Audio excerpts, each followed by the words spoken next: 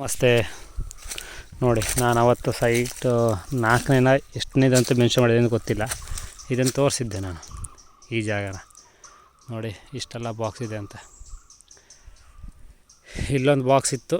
ಇಲ್ಲಿರೋ ಬಾಕ್ಸನ್ನು 4ರಿಂದ 6ಕ್ಕೆ ಶಿಫ್ಟ್ ಮಾಡೋಗಿದ್ದೆ. ಆ ಬಾಕ್ಸು ಇವತ್ತು ಇಲ್ಲ. ಒಂದು ವಾರದ ಹಿಂದೆ ಇತ್ತು, ಇವತ್ತಿಲ್ಲ. ನೋಡಿ, ನಾನು ಬಾಕ್ಸನ್ನು ದನ ಏನಾದರೂ ದುಡಿದ್ರೆ ಅಂತ ಈ ಥರ ಎರಡು ಬಳ್ಳಿ ಹಾಕಿ ಕಟ್ಟಿರ್ತೀನಿ, ಓಕೆನಾ. ಬಳ್ಳಿನ ಬಿಚ್ಚು ಇಲ್ಲ, ಅವರು ಇದೇ ಥರ ಎಳ್ಕೊಂಡೋಗ್ಬಿಟ್ಟಿದ್ದಾರೆ. ನೋಡಿ, ಕಳ್ಳರು ಎಲ್ಲಿದ್ದರೂ ಇರ್ತಾರೆ, ಏನೂ ಮಾಡೋಕ್ಕಾಗಲ್ಲ. ಪ್ರತಿ ವರ್ಷ ಒಂದಲ್ಲ ಒಂದು ಜಾಗದಲ್ಲಿ ಈ ಥರ ಕಳ್ಳತನ ಹಾಗೇ ಆಗುತ್ತೆ ನಂದು. ಈ ವರ್ಷ ಇಲ್ಲಾಗಿದೆ,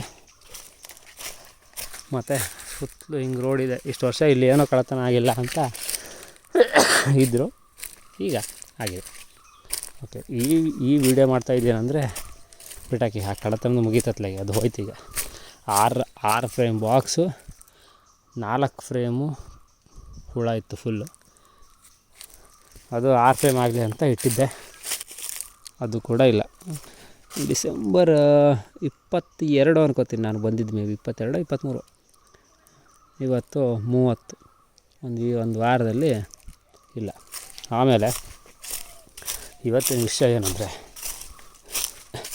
ವೀಕ್ ಇರೋ ಕಾಲೋನಿ ಅದನ್ನು ಬೇಗ ಡೆವಲಪ್ಮೆಂಟ್ ಮಾಡೋದು ಹೇಗೆ, ಅದಕ್ಕೇನಾದರೂ ಇದೆಯಾ? ಫೀಡಿಂಗು, ಆಫ್ಕೋರ್ಸ್ ಫೀಡಿಂಗ್ ಬೇಕೇ ಬೇಕು. ಪೋಲನ್ನು ನ್ಯಾಚುರಲಾಗಿ ಸಿಗಲೇಬೇಕು. ಅದು ಎರಡನ್ನು ಬಿಟ್ಟು, ಒಂದು ಫೀಡಿಂಗ್ ಕೊಡೋದು, ಇನ್ನೊಂದು ಪೋಲನ್ನು, ಎರಡನ್ನು ಬಿಟ್ಟು ಇನ್ನೇನು ಮಾಡ್ಬೋದು ನೋಡಿ. ಈ ಕಾಲೋನಿ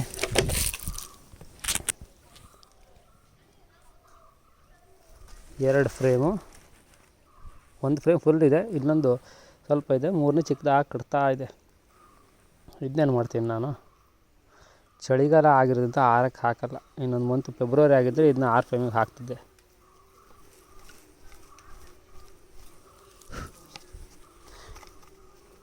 ಈ ಫೀಡಿಂಗ್ ಟ್ರೇ ಬಗ್ಗೆ ಕೇಳಿದ್ರಿ, ನೆಕ್ಸ್ಟ್ ಮಳೆಗಾಲದಲ್ಲಿ ತರಿಸ್ತೀನಿ, ಈಗ ತರಿಸಲ್ಲ. ಇದಕ್ಕೆ ಒಂದು ಉತ್ತಮವಾದ ಬೂಡು ಕೊಡಬೇಕು, ಮರಿ ರಟ್ಟು. ಇದು ಬೇರೆ ಸೈಜ್ ಫ್ರೇಮು, ಇದನ್ನು ಸೈಡಿಗೆ ಹಾಕೋಣ. ನೆಕ್ಸ್ಟ್ ಟೈಮಿಂದ ಅದನ್ನ ಕ್ಯಾನ್ಸಲ್ ಮಾಡಬೇಕು. ಇದಕ್ಕೆ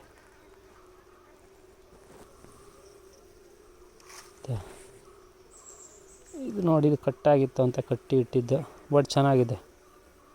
2 ಫ್ರೇಮ್ ಇದೆ, 3ನೇದು ಚಿಕ್ಕದಾಗಿ ಕಟ್ತಾ ಇದೆ. ಇದಕ್ಕೇನು ಮಾಡಬೇಕು, ಇದು 2 ಫ್ರೇಮ್ ಮಧ್ಯ ಏನು ಮಾಡೋಣ, ಬೇಗ ಡೆವಲಪ್ ಮಾಡೋಕ್ಕೆ ಓಕೆ ಅನ್ನೋ ಥರ ಸ್ಟ್ರೆಂತ್ ಇದೆ ಇದು. ಅದಕ್ಕೆ ಇದು ನೋಡಿ, ನಾನು ಒಂದು 2-3 ಕಾಲೋನಿ ತುಂಬ ವೀಕ್ ಇದೆ, ಬೇಗ ಡೆವಲಪ್ಮೆಂಟ್ ಮಾಡೋಕ್ಕೆ ಈ ಥರ ಫ್ರೇಮ್ ತೊಗೊಂಡಿದ್ದೀನಿ. ನಿಮಗೆ ನಾರ್ಮಲಾಗಿ ನಾನು ಲಾಸ್ಟ್ ಟೈಮು ಮರಿರಟ್ ಕೊಡಬೇಕಿದ್ರೆ ಬ್ರೂಡ್ ಕೊಟ್ಟಿದ್ದು, ಅಂದರೆ ಕ್ವೀನ್ ಪಾಸ್ ಆದಾಗ ಅದಕ್ಕೆ ಯಾವ ಥರ ತೋರಿಸಿದ್ದೆ, ಇದಕ್ಕೆ ಯಾವ ಥರ ಇದೆ ಅಂತ ನೋಡಿ. ಮರಿರಟ್ ಅದರಲ್ಲಿ ಈ ಥರ ಸೀಲಾಗಿದ್ದು ಅರ್ಧದಷ್ಟಿತ್ತು. ಲಾರ್ವಾ ಮತ್ತು ಕಡ್ಡಿ ಮೊಟ್ಟೆಗಳೇ ಜಾಸ್ತಿ ಇತ್ತು. ಇದರಲ್ಲಿ ಕಡ್ಡಿ ಮೊಟ್ಟೆ ಲಾರ್ವಾ ಕಡಿಮೆ ಇದೆ. ಇದು ಒಂದರಲ್ಲಿ ಸ್ವಲ್ಪ ಕಡ್ಡಿ ಮೊಟ್ಟೆ ಲಾರ್ವಾ ಇರೋದಿದೆ. ಇದು ಬಿಟ್ಟರೆ ಇದರಲ್ಲಿ ನೋಡಿ ಎಷ್ಟು ನೀಟಾಗಿ ಫುಲ್ಲು 80% ಸೀಲೇ ಇದೆ. ಇದರಲ್ಲಿ ಸೀಲಾಗಿತ್ತು. ಇದನ್ನು ತೆಗೆದು ಇದಕ್ಕೆ ಕೊಡಬೇಕು.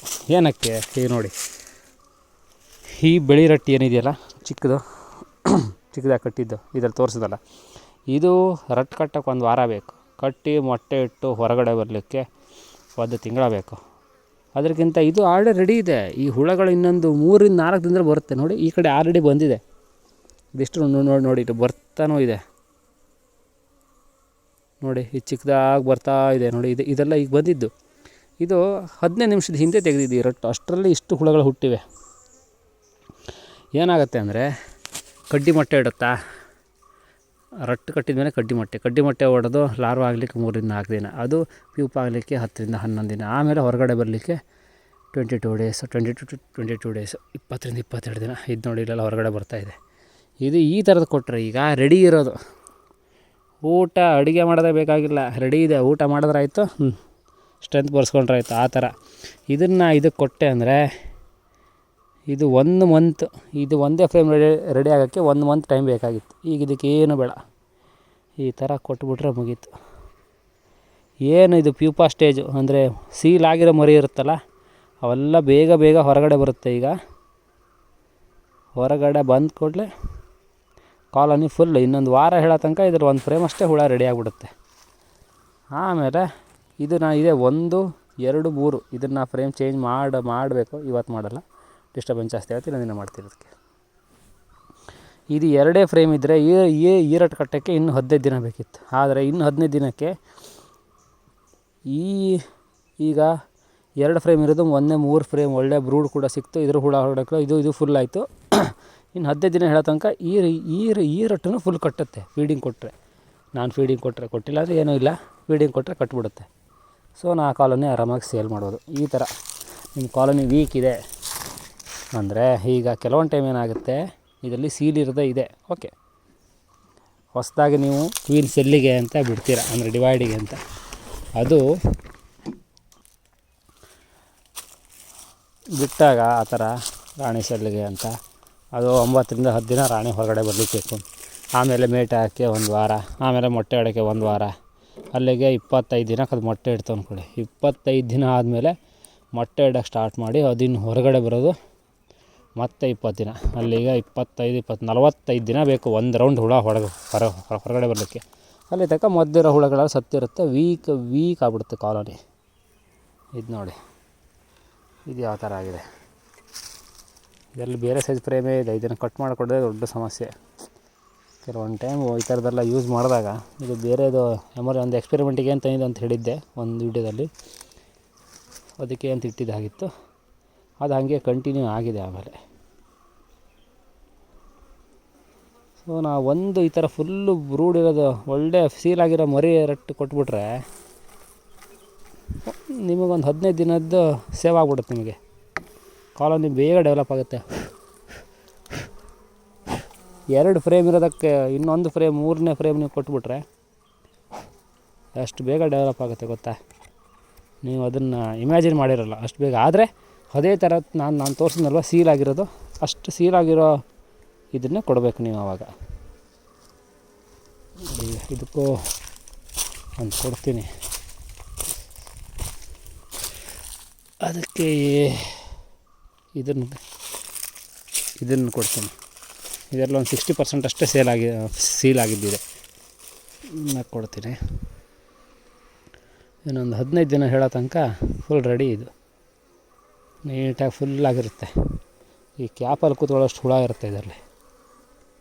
ಇದೆಲ್ಲ ಕೆಲವೊಂದಿಷ್ಟು ಚಿಕ್ಕ ಪುಟ್ಟ ವಿಷಯಗಳನ್ನು ನೀವು ತಿಳ್ಕೊಬೇಕು. ಕೆಲವೊಂದು ಟೈಮ್ ಬೇಗ ಡೆವಲಪ್ ಮಾಡೋದು ಯಾವ ಥರ. ಇಲ್ಲಾಂದರೆ 45 ದಿನ ತನಕ ವೇಟ್ ಮಾಡಿ ಹುಳ ಹೊರಗಡೆ ಬಂದು ಅದಾದಮೇಲೆ ನೀವು ಅದನ್ನು ಡಿವೈಡ್ ಮಾಡಿ ಅಂತಕ 2 ತಿಂಗಳು ಇಲ್ಲ ಕೊಡ್ತೀರಾ ಅಂದರೆ 2 ತಿಂಗಳು ಬೇಕಾಗುತ್ತೆ. ಈ ಥರ ಒಂದು ಮರಿ ರಟ್ಟು ಕೊಟ್ಬಿಟ್ರೆ ವೀಕ್ ಇರೋದಕ್ಕೆ. ನಾನು ಈ ಥರ ತುಂಬ ವೀಕ್ ಇದೆ ಅಂದಾಗೆಲ್ಲ ಕೊಟ್ಬಿಡ್ತೀನಿ. 2 ಫ್ರೇಮ್ ಹುಳ ಡಿವೈಡ್ ಮಾಡಿದಾಗೆಲ್ಲ ಒಂದು ಮರಿ ರೇಟ್ ಕೊಟ್ಟಿರ್ತೀನಿ. ಯಾವುದಕ್ಕೆ ಬ್ರೂಡು ಯಾವುದಾಗ ಡಿವೈಡ್ ಮಾಡಿದಾಗ. ಇನ್ ಕೇಸ್ ಆದರೂ ಈ ಥರ ಚಳಿಗಾಲದಲ್ಲಿ ಡೆವಲಪ್ಪೇ ಆಗಿಲ್ಲ ಅಂದರೆ ಈ ಥರ ಒಂದೊಂದು ಎಕ್ಸ್ಟ್ರಾ ಮರಿ ರಟ್ಟು ಕೊಡ್ತೀನಿ ನಾನು. ಎಷ್ಟು ಬೇಗ ಡೆವಲಪ್ ಆಗುತ್ತೋ ಅಷ್ಟು ಬೆಸ್ಟು. ಬೇಗ ಡೆವಲಪ್ ಆದಂಗೆ ಬೇಗ ಡಿವೈಡಿಗೆ ಬರುತ್ತೆ. ಓಕೆನಾ. ಇದು ಇವತ್ತಿನ ವಿಷಯ. ಆದರೆ ನೆನಪಿರಲಿ, ಈ ಥರ ಮೋರ್ ದೆನ್ 70%, ಇದು 80% ಸೀಲ್ ಆಗಿದ್ದಿದೆ. ಈ ಥರ ಸೀಲ್ ಆಗಿರಬೇಕು ಮರಿಗಳು. ಇದು ಸ್ವಲ್ಪ ಡ್ರೈ ಆಗಿದೆ ನೋಡಿ. ಚಳಿ ಆಗಿದ್ದಕ್ಕೆ ಏನೂ ಸಾಲ್ತಾ ಇಲ್ಲ. ಫೀಡಿಂಗ್ ಕೊಡ್ತಾಯಿದ್ದೀನಿ ವಾರ ಆದರೂ ಸಾಕಾಗ್ತಾಯಿಲ್ಲ. ಜಾಸ್ತಿ ಫೀಡಿಂಗ್ ಬೇಕೇನಪ್ಪ. 2 ಕಡೆ ಡ್ರೈ ಆಗಿದೆ. ಇದನ್ನು ಬೇರೆ ಯಾವುದಕ್ಕಾದ್ರು ಕೊಡ್ತೀನಿ.